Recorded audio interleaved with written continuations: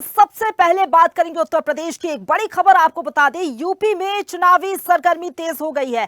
पक्ष विपक्ष एक दूसरे पर लगातार हमलावर है, लगातार बयानबाजी का दौर जारी है। दरअसल आपको बता दें कि 9 सीटों पर उपचुनाव होने हैं। यूपी से डरकर भाग गई कांग्रेस, ये ब्रजभूषण का कहना है। दरअसल आपको बता दें कि पल्लवी पटेल ने 3 प्रत्याशी उतारे और उसके बाद से लगातार हम देख रहे हैं बयानबाजी का दौर जारी है। और उत्तर प्रदेश उपचुनाव से पहले लगातार सरगर्मी तेज हो चुकी है। भाजपा प्रदेश अध्यक्ष ने कहा कि जल्द ही लिस्ट जारी होगी, क्योंकि अभी तक बीजेपी की लिस्ट सामने नहीं आई है। नामांकन दाखिल करने की आखिरी तारीख 25 अक्टूबर है, लेकिन अभी तक जो है बीजेपी की लिस्ट सामने आई नहीं है। लेकिन उत्तर प्रदेश के मुख्यमंत्री योगी आदित्यनाथ ने खुद कमान संभाल रखी है। लगातार वो है मंथन कर रही है। अखिलेश यादव की बात करें तो वो भी लगातार अपना पूरा दम लगा रही है।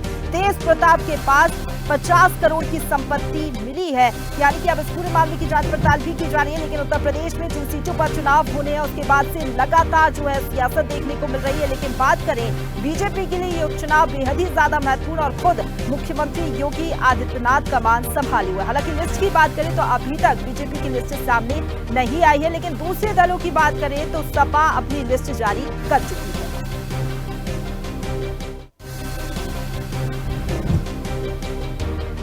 उत्तर प्रदेश में अब चुनावी सरगर्मी बढ़ चुकी है। जैसे जैसे चुनाव की तारीख नजदीक आ रही है, उपचुनाव की तारीख, लगातार हम देख रहे हैं जो पक्ष और विपक्ष है आमने सामने है, जुबानी हमले लगातार जारी है। 9 सीटों पर उपचुनाव होना है। उपचुनाव की तारीखों का ऐलान हो चुका है। यूपी से जलकर भाग गई कांग्रेस, ये ब्रजभूषण ने कहा। लगातार बीजेपी की तरफ से भी कांग्रेस पर निशाने साधे जा रहे हैं। इधर कांग्रेस भी चुप नहीं है, पलटवार लगातार कांग्रेस की तरफ से भी किए जा रहे हैं। हालांकि लिस्ट को लेकर भी गहमा गहमी का दौर देखने को मिला। लगातार चिंतन मंथन चला, लेकिन बीजेपी की लिस्ट अभी भी सामने नहीं आई है। ये माना जा रहा है कि जल्द ही लिस्ट जारी होगी, लेकिन 25 तारीख आखिरी तारीख है जब नामांकन दाखिल प्रत्याशी कर सकेंगे। उससे पहले माना जा रहा है कि लिस्ट सामने आ जाएगी।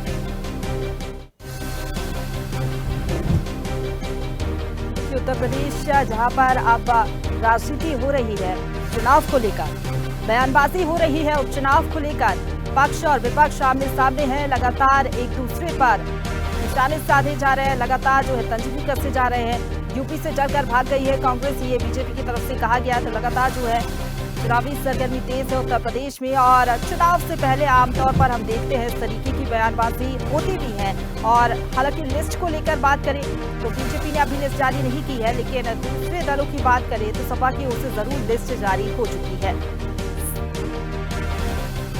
तमाम तैयारियां हालांकि दलों की तरफ से की जा रही है, चाहे बात करें बीजेपी हो या फिर सपा हो या फिर कांग्रेस हो, सभी जो है अपनी अपनी तैयारियों में जुटे हुए हैं। और इसी खबर पर ज्यादा बातचीत के लिए सीधे रुख करेंगे संवाददाता चंदन हमारे साथ लखनऊ से लाइव जुड़ गए हैं। चंदन, लगातार हम देख रहे हैं चुनावी तारीखों का ऐलान हो चुका है। एक तरफ जहां बीजेपी सीट को लेकर, प्रत्याशियों के लेकर चिंतन मंथन कर रही, तो दूसरी तरफ जुबानी हमले भी लगातार हम देख रहे हैं तेजी होते चले जा रहे हैं। सर 10 सीटों में से 9 सीटों पर ये उपचुनाव होने वाला है। उपचुनाव को लेकर जो पार्टियां हैं उन्होंने भी पूरी तरह से कमर कस ली है, चाहे बीजेपी की बात करें, चाहे सपा की, चाहे बसपा, चाहे कांग्रेस।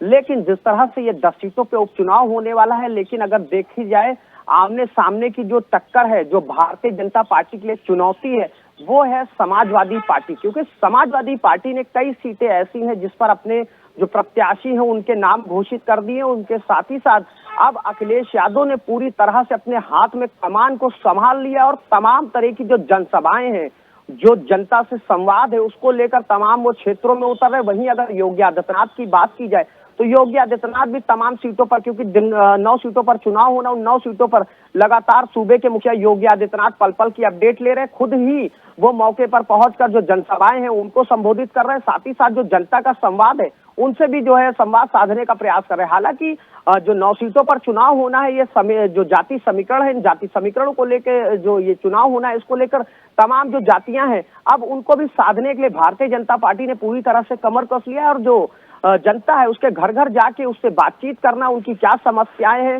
चौपाल लगाकर जो उनकी समस्याएं हैं उनको सुनने का भी जो कार्य है वो किया जा रहा है। योगी आदित्यनाथ ने 3:30 की अभी बैठक किया था। बैठक में जो अधिकार जो मंत्री हैं जिनका प्रवास लगाया गया है, एक विधानसभा सीट पे एक जो है कैबिनेट मंत्री रहेगा, साथ ही साथ 2 राज्य मंत्री रहेंगे और वो दोनों राज्य मंत्री और ये कैबिनेट मंत्री ये अपने प्रवास पर रहेंगे। साथ ही योगी आदित्यनाथ ने ये भी कहा है कि क्षेत्र में जाएंगे और क्षेत्र की जो जनता है उससे मिलेंगे, उससे संवाद करेंगे कि किसी भी तरह की कोई भी लापरवाही ना देखने को मिले। जो जनता का संवाद है, जनता की जो समस्याएं हैं उनका त्वरित जो है निस्तारण करने की जो है बात है वो योगी आदित्यनाथ ने कही है। लेकिन वहीं समाजवादी पार्टी भी अब कहीं से कसर नहीं छोड़ रही है, क्योंकि लोकसभा चुनाव में भारतीय जनता पार्टी के खेमे की जो सीटें थी वो उस पर बाजी मारते हुए समाजवादी पार्टी ने अपने खेमे में कर लिया। इसको लेकर भारतीय जनता पार्टी अब किसी भी तरह से कोई भी हीला हवाली और कोई लापरवाही नहीं देखना चाहती है, क्योंकि 2024 का जो लोकसभा चुनाव हुआ था प्रशंसा, उसमें